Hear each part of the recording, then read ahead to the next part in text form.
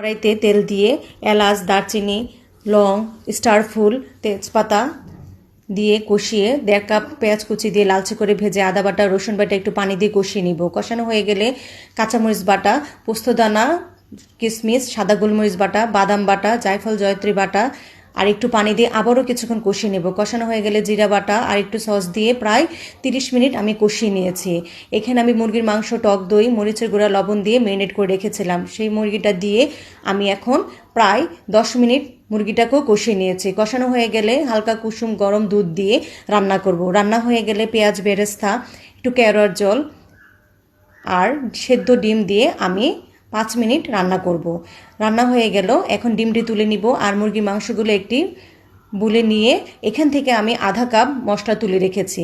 পাতিলে তেল দিয়ে পেঁয়াজ কুচি, দারচিনি, এলাচ, গরম মশলা দিয়েছি আর দিলাম হলো আদা বাটা, রসুন বাটা, জিরা বাটা, বাদাম বাটা আর জায়ফল, জয়ত্রী বাটা, স্বাদমতো লবণ আর পোলার চাল দিয়ে ভালো মতো ভেজে নিব। ভাজা হয়ে গেলে যে মশলাটা তুলে রেখেছিলাম সেটা দিয়ে আরও কিছুক্ষণ ভেজে নিব চালটাকে। ভাজা হয়ে গেলে ফুটন্ত গরম পানি দিয়ে রান্না করব।